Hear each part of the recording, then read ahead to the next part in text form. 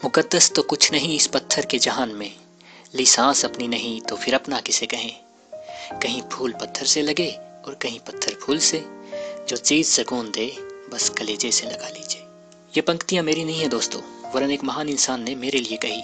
जी हाँ, जीवन की सच्चाई है, चाहे कड़वी लगे चाहे मीठी। चलिए अब विषय पर आते हैं और मैं आपको एक कहानी सुनाता हूँ। बस फर्क इतना है इस कहानी में कि ये कोई काल्पनिक कहानी नहीं, बल्कि आपके प्रेम की अपनी कहानी है। जानना चाहोगे कि प्रेम इन रिश्तों को इतना कैसे समझता है? इतनी डीप अंडरस्टैंडिंग उसे मिली कहाँ से? तो हाँ, समझना बाजारों में मिलती है, ना ही किताबों में, सिर्फ जिंदगी ही सिखा सकती है। थोड़ा हम दूसरों की जिंदगी से दूसरों को देखकर सीखते हैं और उससे ज्यादा अपने अनुभवों से। तो हाँ, आपके प्रेम ने कुछ सपने देखे थे, अकेले नहीं, किसी के साथ मिलकर। और फिर उन सपनों के साथ जाहिर है खुशी भी आई और उनके टूटने का डर भी आया, पर उन सपनों को ही पूरी लाइफ बना दिया था। जैसे आप सभी की जिंदगी में भी चलता ही होगा, बहुत से उतार चढ़ाव भी आए। प्रेम उन्हें देखता गया, समझता गया और अपने सपनों को पूरा करने में जी जान से लगा रहा। ना कभी हार मानी और ना ही हारने का कोई विचार दिल में आया। और साथ साथ जो उसे समझ आया, जो उसने जिंदगी से सीखा, वो यूट्यूब पर आप लोगों को भी बांटने लगा, ताकि हर कोई व्यर्थ परेशान ना हो, सहारा ना मिले, थोड़ी सी हिम्मत तो मिले। यूं ही सब चल रहा था। हर इम्तिहान में सफल हो रहा था प्रेम, कि अचानक उसे पता चला कि जिन सपनों के लिए वो जी रहा है वो तो कब के टूट चुके हैं। वो तो कब के हार चुके हैं इस समाज की झूठी और निर्दयी दीवारों से टकराकर। हाँ, साथ मिलकर सपने देखने वालों को ना चाहते हुए भी बिछड़ना पड़ा, अलग होना पड़ा, पर व्यर्थ में नहीं, उनकी खुशी के लिए, जो हमारी खुशी के लिए सब कुछ करते हैं। शायद आप समझ रहे हैं, प्रेम के प्रेम ने प्रेम से रिश्ता निभाया, हर मोड़ पर पास न होकर भी उसका साथ दिया। प्रभु से एक और रिश्ता भी निभाना है, वो रिश्ता जो सबसे बड़ा है। जी हाँ दोस्तों, उस रिश्ते को कभी नहीं भूलना जिसने हमें रिश्ते बनाने के काबिल बनाया। अगर नहीं समझे तो मैं माता पिता के रिश्ते की बात कर रहा हूँ। हो सकता है वो आपके हिसाब से गलत भी हों, पर अपने दृष्टिकोण में वो आपके लिए कभी गलत नहीं करेंगे। वो सिर्फ आपकी ही खुशी तो चाहेंगे। हाँ, समस्या यहाँ सबसे बड़ी यही है कि हमारी खुशी क्या है, ये अक्सर ही हम उनसे शेयर नहीं कर पाते, और करते हैं तो वो समझ नहीं पाते। कुछ ऐसा ही यहाँ भी हुआ। फ्रेंड्स, प्रेम सोचता था कि उसे प्यार करना आता है और वो लोगों को प्यार करना सिखा रहा है, आप लोगों को। लेकिन नहीं, यहाँ तो वो हमें प्यार करना सिखा के चले गए यारो। कुछ ऐसा किया उन्होंने आपके प्रेम के लिए जो वो खुद भी नहीं कर सकता था। अब ये मत सोचना कि ऐसा क्या था, क्योंकि समझ नहीं पाओगे। ये लाइफ की किसी भी सिचुएशन से रिलेट नहीं करता। बस यूं समझ लो कि कुछ दिनों के लिए सारे गमों को उन्होंने अपने ऊपर ले लिया, ताकि प्रेम असफल ना हो जाए। और वो असफल हुआ भी नहीं, होता भी कैसे, इतने प्यार की ताकत साथ थी और आप सबकी दुआएं भी। लेकिन हाँ, उसके बाद हमेशा खुश रहने का वादा किया उन्होंने प्रेम से, और यही वादा प्रेम से भी लिया। दोनों के सपनों को अब अलग होना पड़ा। दोस्तों, अब आपको लगता होगा कि ये तो नॉर्मल सी कहानी है, सभी के साथ यही होता है, मिलते हैं, साथ रहते हैं और अलग हो जाते हैं। वक्त के साथ या समाज के बंधनों में किसी भी तरीके से परिस्थितियां अलग कर ही देती हैं अक्सर। इसमें नया क्या है?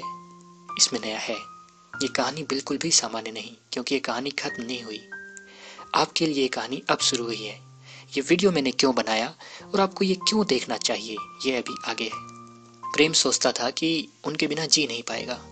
वर्षों तक इतने सपने संजोए, वो एक झटके में बिखर गए तो कैसे जी पाएगा, ऐसा लगता था उसे।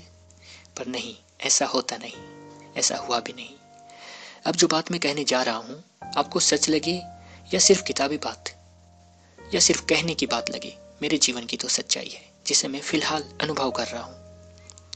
ये बात शायद मैंने पहले भी वीडियोज में कही होगी, लेकिन आज खुद के अनुभव से कह रहा हूँ।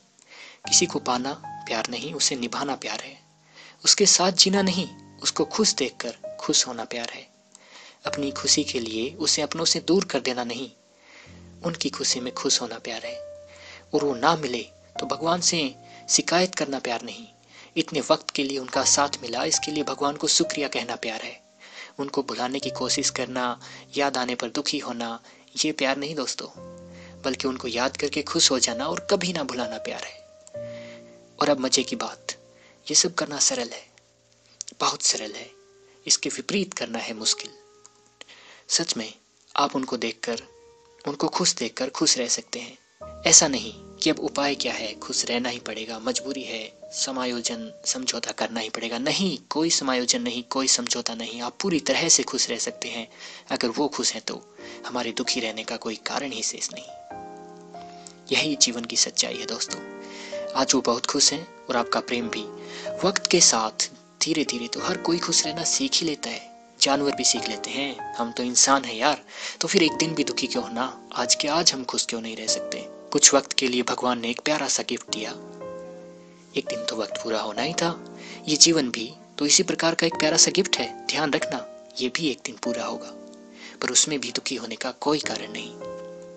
अगर आप इस बात को समझ गए तो आज और अभी हर दुख से आप मुक्त हो।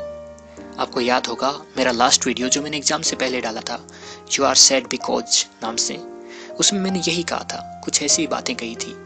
आपके कमेंट्स को देखकर मुझे भी एक बार लगा कि यार कहना आसान है, पर सिर्फ इन बातों को सुनकर कोई कैसे अपने दुखों को भूल सकता है। तो देखो, उसके बाद भगवान ने मेरी परीक्षा ले ली कि बेटा जो लोगों से कहता है पहले खुद करके दिखा। और मैंने भगवान को दिखा दिया, क्योंकि मेरे पास सच्चे प्यार की ताकत है। मैं खुश हूं आज और अभी, और कुछ वक्त भी नहीं हुआ इन बातों को जो मैंने बताई, हाल ही की बातें, और हाल ही में मैं खुश हूं।